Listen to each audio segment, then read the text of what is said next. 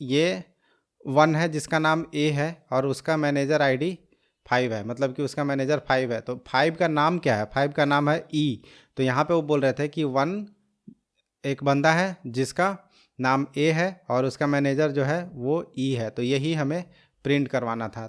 Hello everyone, मैं मनीष कुमार आप सभी लोगों का अपने यूट्यूब चैनल पे स्वागत करता हूं। तो आज की इस वीडियो में हम लोग देखने वाले हैं इंटरव्यू क्वेश्चंस के बारे में, जो कि मेरे से पूछा गया था। हैस्डिन बाय डेलोइट करके एक कंपनी है जिसमें पूछा गया था। तो अगर आपका इंटरव्यू प्लान्ड है या फिर आप अगर प्लान कर रहे हो इस कंपनी में इंटरव्यू देने का for a data engineering role, तो ये वीडियो फिर आप लोग के लिए हेल्पफुल रहेगा। या फिर इन जनरल भी अगर आप डेटा इंजीनियरिंग रोल का प्रिपरेशन कर रहे हो तो वहाँ पे भी ये क्वेश्चन आपको बिल्कुल हेल्प करेगा। तो चलिए लेट ना करते हुए वीडियो को स्टार्ट करते हैं और दिखाते हैं कि कौन कौन से क्वेश्चन मेरे से पूछे गए थे डेटा इंजीनियरिंग रोल के लिए, और मेरा एक्सपीरियंस है अभी 3 इयर्स का। तो लेट ना करते हुए सीधा चलते हैं हम लैपटॉप के स्क्रीन पे। ऑल राइट, तो हम आ गए हैं लैपटॉप के स्क्रीन पे और यहाँ पे मैंने आज का टॉपिक दे दिया है, जो कि इसमें टाइम वेस्ट नहीं करते हैं। तो नेक्स्ट क्वेश्चन, जो कि सबसे पहला और इम्पॉर्टेंट क्वेश्चन होता है कि आपका इंटरव्यू कैसा जाएगा, इस पे भी डिपेंड करता है। तो यहाँ पे फर्स्ट क्वेश्चन पूछा जाता है, briefly introduce about your self. और यहाँ पे मैं अपना रेज्यूमे भी लगा दूंगा आप लोगों को लास्ट में, ताकि अगर आपको देखना है कि मेरा रेज्यूमे कैसा दिखता था, यहाँ पे वैसे आपको इंट्रोडक्शन से पता चल जाएगा, लेकिन आपको अगर मेरा रेज्यूमे देखना है तो मैं वो भी लगा दूंगा आप लोगों के लिए, ठीक है। तो यहाँ पे देखो, सबसे पहले अपना नाम बताया, फिर इंट्रोडक्शन दिया कि मैं कहाँ से हूँ। उसके बाद देखो आगे जो मैं कितने कम समय में कितना ज़्यादा इन्फॉर्मेशन दे रहा हूँ उस पर ध्यान देखना यहाँ पे मैं बता रहा हूँ कि मैं डेटा इंजीनियर के तौर पे जेडएस एसोसिएट, मेरा पिछला कंपनी था, वहाँ पे काम कर रहा हूँ। और इसके बारे में मैं ये भी बता रहा हूँ कि जेडएस एसोसिएट अगर आपको नहीं पता है तो वो क्या करती है कंपनी, तो उसके बारे में एक लाइन में बता दिया। उसके बाद फिर बताया कि मेरे पास टोटल 3 साल का एक्सपीरियंस है, जिसमें कि मैं 2 साल से 2.5 ईयर से मैं जेडएस के साथ हूँ। तो यहाँ पे मैं बताना चाह रहा हूँ कि मेरे में स्टेबिलिटी भी है कि मैं 2.5 साल से एक कंपनी में काम कर रहा हूँ, ठीक है। उसके बाद यहाँ पे leading a project of 3 members, ये बताया कि मैं अभी प्रोजेक्ट को भी हैंडल करता हूँ। उसके बाद मैंने बताया कि टेक स्टैक कौन सा हम टेक स्टैक पे काम करते हैं, तो यही वो टेक स्टैक होगी जिस पे कि आपका आगे का इंटरव्यू होगा। तो मैंने यहाँ पे बताया था Python, SQL, Spark, Hadoop, Hive, Impala, Teradata. तो इन सारी चीज़ों पे हमने काम किया था। उसके बाद हमने CI/CD पाइपलाइन यूज किया था और जीरा जो है प्रोजेक्ट मैनेजमेंट के लिए यूज किया था। तो ये सारी चीज़ें हमने उनको एक शॉर्ट मे बी 1 मिनट के अंदर बता दिए इन सारी इन्फॉर्मेशन को। तो मेरा इंटरव्यू अब इसी पे आगे बेस्ड होगा, ठीक है। उसके बाद नेक्स्ट क्वेश्चन उन्होंने पूछा कि देखो ये एक टेबल दे दिया उन्होंने, ये वाला डेटा उन्होंने कॉपी पेस्ट कर दिया चैट में और बोला कि देखो ID, name and manager ID है और हमें क्या करना है, print respective manager name of employee for respective employee. जैसे कि ये 1 है जिसका नाम ए है और उसका मैनेजर आईडी 5 है, मतलब कि उसका मैनेजर 5 है। तो 5 का नाम क्या है? 5 का नाम है ई।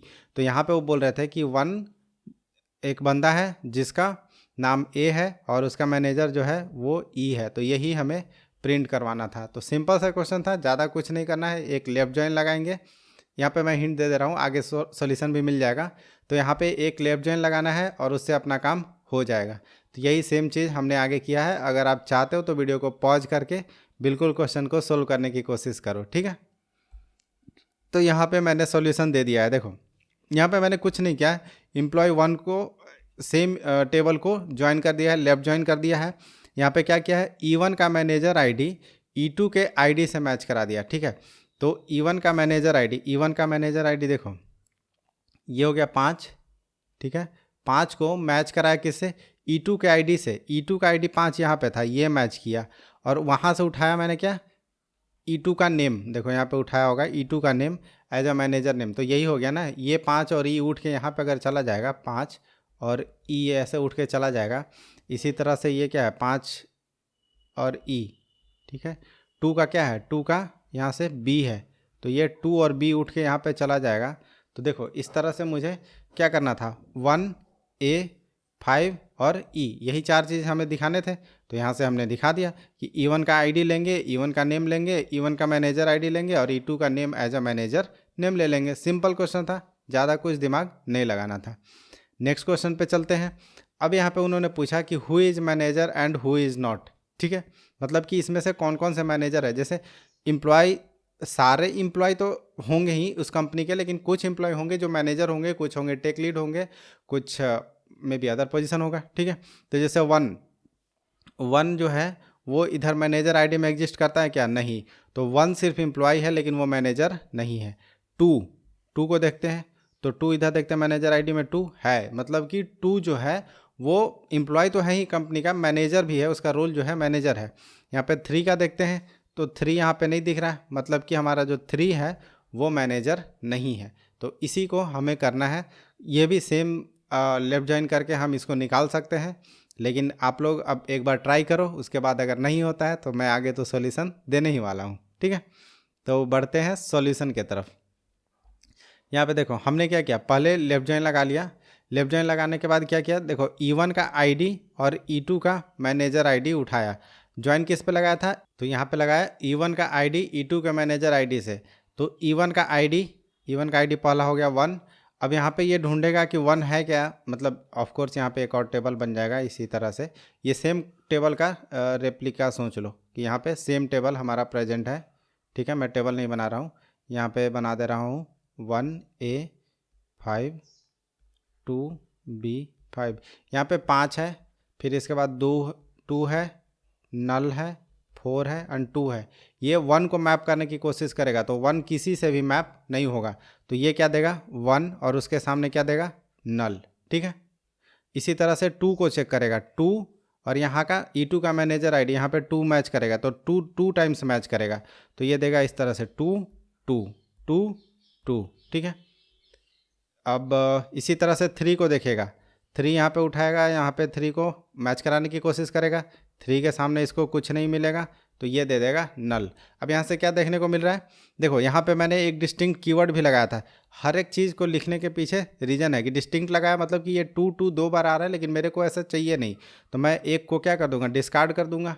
ठीक है, तो इस तरह से हमें फाइनली आउटपुट मिल जाएगा 1 का नल, 2 का 2, 3 का नल, 4 का 4 और 5 का 5। करेक्ट, 6 तक है ना, तो 6 का नल, 6 का नल।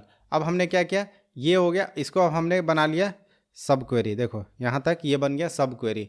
अब यहाँ पे क्या लिखा, सिंपल सा अब बन गया है कि हमने क्या बोला कि केस व्हेन, मतलब आईडी सेलेक्ट कर लिया, उसके बाद बोला केस व्हेन मैनेजर आईडी, ये मैनेजर आईडी कॉलम था। ठीक है, तो ये बोला कि मैनेजर आईडी जब नल है तो उसको कर दो नो, मतलब कि वो मैनेजर नहीं है, और एल्स मतलब अगर कुछ नंबर है कुछ भी है तो वहाँ पे कर दो यस। तो इसने क्या कर दिया, 1 को कर दिया नो, क्योंकि वहाँ पे नल था, तो वो बोल रहा है कि 1 जो है मैनेजर और नॉट, तो नो मैनेजर नहीं है। 2 manager yes, 3 no, 4 yes, 5 yes sorry, और 6 नो। तो इस तरह से हमारा आउटपुट आ जाएगा। सिंपल क्वेश्चन था ये भी। अब ज़्यादा एक्सप्लेन नहीं करते हैं, इसी तरह से जल्दी जल्दी एक्सप्लेन कर देते हैं आपको क्वेश्चन। अगर आता होगा तो फिर ज़्यादा लोगों का टाइम वेस्ट होगा, इसलिए। ठीक है, अब नेक्स्ट क्वेश्चन देखो, यहाँ पे क्या बोल रहा है, add new column in the above table. ये अलग क्वेश्चन है। With average salary of employee by department. ये सारे बिल्कुल सिंपल क्वेश्चन होते हैं, कुछ नहीं करना होता है इसमें। देखना एक लाइन में आंसर आ जाएगा इसका। यहाँ पे बोल रहा है कि average salary for employee by department का एक नया कॉलम ऐड कर देना। मतलब बेसिकली यहाँ पे क्या बोल रहा है, एक कॉलम लाओ। ठीक है, लाइट चला गया है, कोई नहीं। यहाँ पे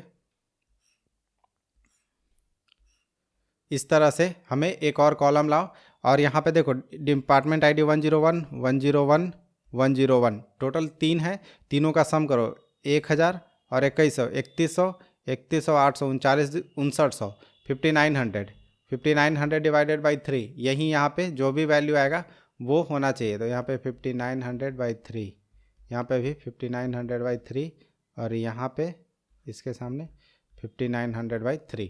इस तरह से बस सिंपल क्वेश्चन है। देखो एक लाइन में कैसे आंसर आएगा। अगर आपने ट्राई कर लिया है तो अच्छी बात है, नहीं है तो यहाँ पे देखो, यहाँ पे सिर्फ हमने ओवर क्लॉज का यूज किया है। पार्टीशन बाई का क्या कर दिया, डिपार्टमेंट कर दिया है।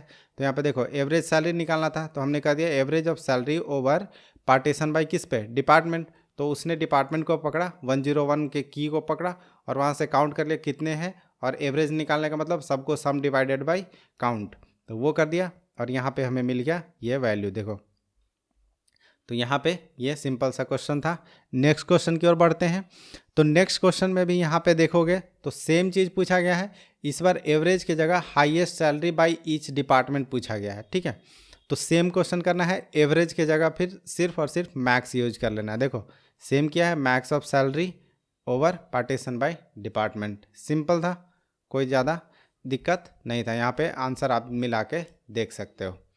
अब बढ़ते हैं नेक्स्ट क्वेश्चन की तरफ। तो ये थे सारे सिक्वल के क्वेश्चन। अब क्वेश्चन आने वाले हैं प्रोग्रामिंग के, और प्रोग्रामिंग के भी बहुत ही सिंपल क्वेश्चन पूछे गए थे। आप लोग देखोगे तो आपको समझ में आ जाएगा। जैसे कि यहाँ पे देखो पैलिंड्रोम चेक करना था, ठीक है। पैलिंड्रोम पहले होता क्या है वो बता देते हैं। जैसे मान लो मेरा नाम है मनीष, ठीक है, और एक किसी का नाम है नितिन, ठीक है।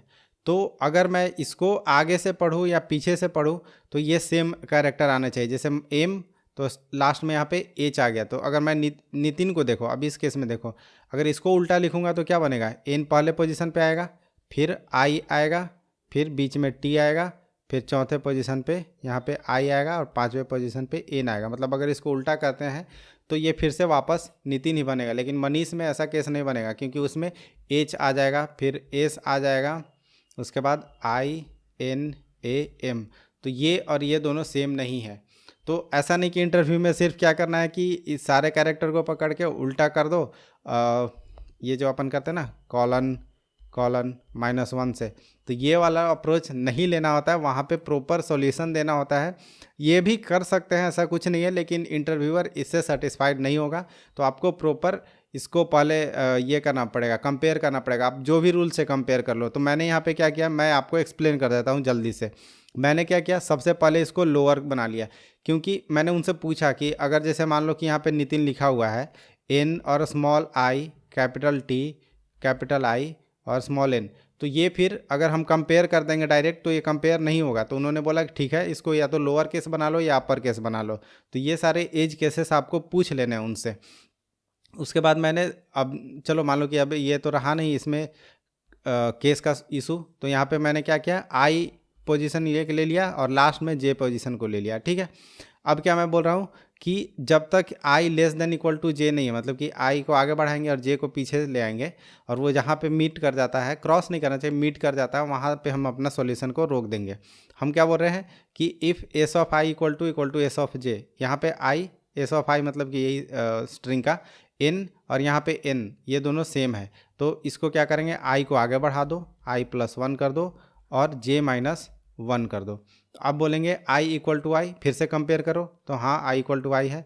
फिर जे को आगे बढ़ा दो, सॉरी आई को आगे बढ़ा दो और जे को एक पीछे ले लो। तो अब यहीं पे ये वाला कंडीशन मीट हो गया, इक्वल टू वाला।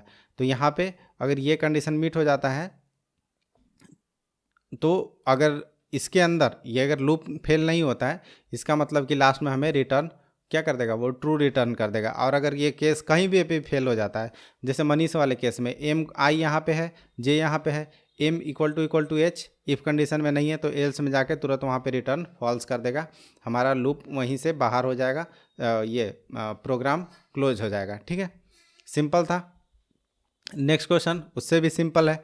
यहाँ पे क्या है कि एक स्ट्रिंग दिया हुआ है और उसको बोल रहे हैं कि जो भी कैरेक्टर है ना उसको डबल टाइम प्रिंट करवाना है। जैसे 1 एक बार है तो यहाँ 1 2 बार हो गया, 2 2 टाइम्स है तो 2 2 टाइम्स हो गया, 3 2 टाइम्स करना है, ए 2 टाइम्स करना है और एक्सक्लेमेशन मार्क भी 2 टाइम्स करना था। सिंपल क्वेश्चन, यहाँ पे और कुछ नहीं। अगर आपको ये पता है कि स्ट्रिंग को अगर हम उस नंबर से मल्टीप्लाई कर दें जो नंबर हमें बोला गया, जैसे 2, तो 2 से मल्टीप्लाई कर देंगे तो वो उतने टाइम्स रेप्लिकेट हो जाता है। तो यहाँ पे सिंपल वही किया गया है कि लूप को स्टार्ट किया गया है, एक नया स्ट्रिंग बना लिए हैं जहाँ पे हम कि सारे वैल्यू को स्टोर करने वाले हैं, और हमने क्या कर दिया, सबको जो भी कैरेक्टर आ रहे थे हमारे स्ट्रिंग के अंदर उसको मल्टीप्लाई कर दिया 2 से, और जब लूप हो गया कंप्लीट तो हमने रिटर्न कर दिया न्यू स्ट्रिंग को। तो यहाँ पे देख सकते हो इनपुट में, अच्छा इनपुट इधर है ना, सॉरी, इनपुट में 1 2 3 ये था और आउटपुट में डेटा हमारा आ गया जब हम फंक्शन रन कर दिए,